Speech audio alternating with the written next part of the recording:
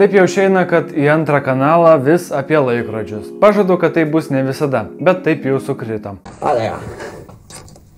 Go, baby, go, go! Šiandien turiu galimybę rankose palaikyti vieną iš 80 klubo jubiliejaus proga išleistą Breitling Žalgirio laikrodį. Jį man paskolino vienas bičiulis, kuris panoro būti anonimu. Tai ačiū tau. Kai pirmą kartą apie šią kolaboraciją pamačiau naujieną be paskelto dizaino, pagalvojau, jog bus žalias, guminė apyrankė, kažkaip bus įkomponuota Žalgirio logotipas ir dar skaičius 80. Bet nieko panašaus. Šiek tiek nustebino, kad visą laikrodį buvo pasirinkta daryti visiškai juodą ir žalios spalvos ten nebuvo nei kvapo.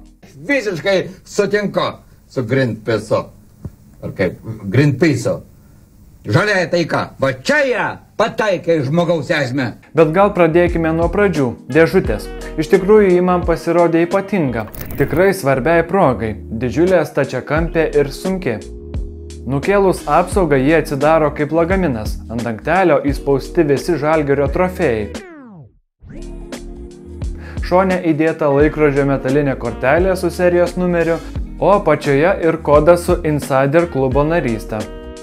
Korteles nukėlus yra įprastas Breitling laikrodžio kelioninis dėklas. O kitoje pusėje bent jau man ypatingo grožio Žalgirio marškinėliai su visais šio sezono žaidėjų parašais. O marškinėlių numeris atspindi laikrodžio serijos numerį, vieną iš 80.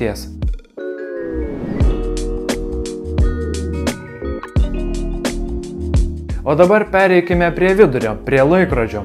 Tai 42 mm diveris Breitling Super Ocean Heritage 2 su Breitling 20 kalibro mechanizmu, guminė apyrankė ir, nežinau, ką čia daugiau pasakyti apie jį iš tikrųjų.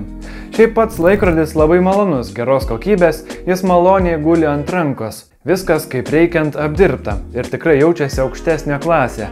Sagtis patogi, tvirta, jis buvo pasirinktas puikaus dydžio, manau, daugeliui vyrų.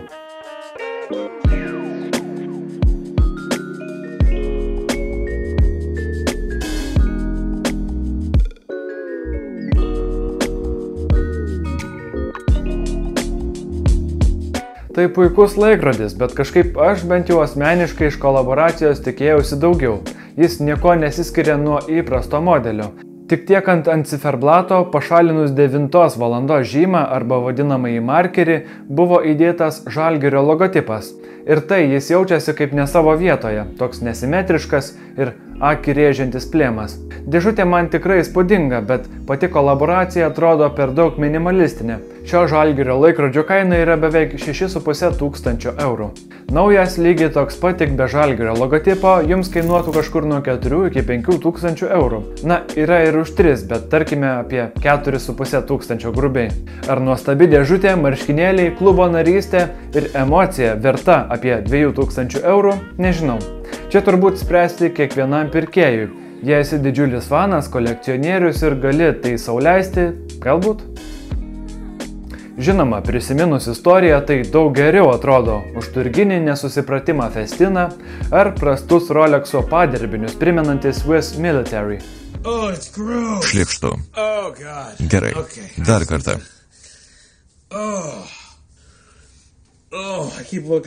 Dar pažiūrėjau manydamas, kad bus mažiau šlykštu. O Breitling puikus laikrodžiai su gilia istorija. Nuo pat tada, kai 1884 sunkiais ekonominiais laikais šią kompaniją pradėjo šveicarų laikrodininkas Leonas Breitlingas. Ši kompanija greitai išgarsėjo gamindama inovatyvius kišeninius laikrodžius, kuriuos buvo pamėgta naudoti lenktynėse, vėliau jau rankinius Breitlingus naudojo pilotai, net astronautai.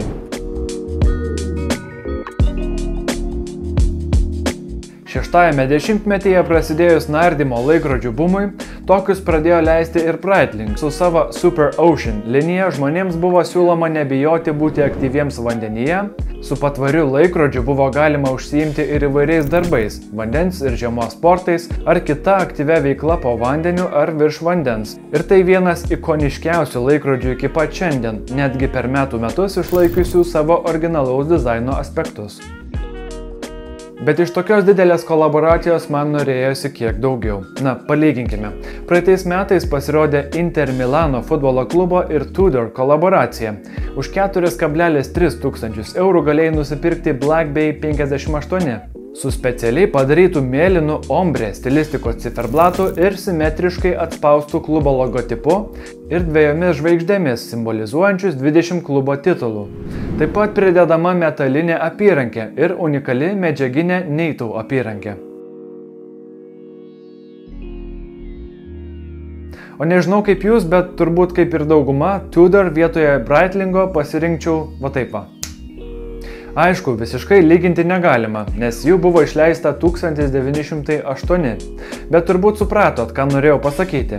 Aš žinoma neįsivaizduoju, kokios yra galimybės, bet tikiu, kad buvo galima daug daugiau sielos į patį laikrodį įdėti. Jei ne su šiuo gamintoju, tai su kitu.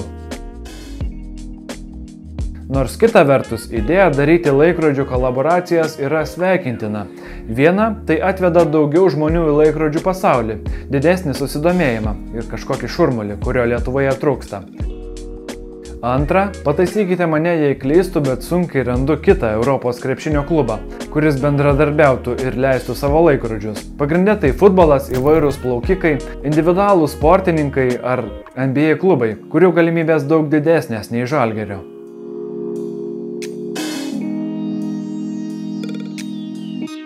Na gerai, mačiau Talino Kalevas išleido kolaboraciją su kažkokiu estišku, kinišku baisuokliu. Ir pažiūrėkite, kaip tai apgailėtinai atrodo.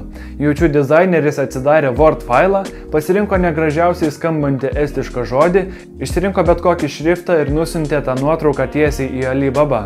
Kažkaip bedarant šį video kelis kartus pakeičiau savo nuomonę apie Žalgirio laikrodį.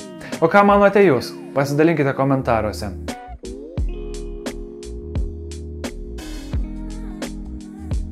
Ačiū žmogui atsiuntusiam laikrodį, Contribui rėmėjams, kanalo prenumeratoriams ir visiems, kas išbuvote iki galo.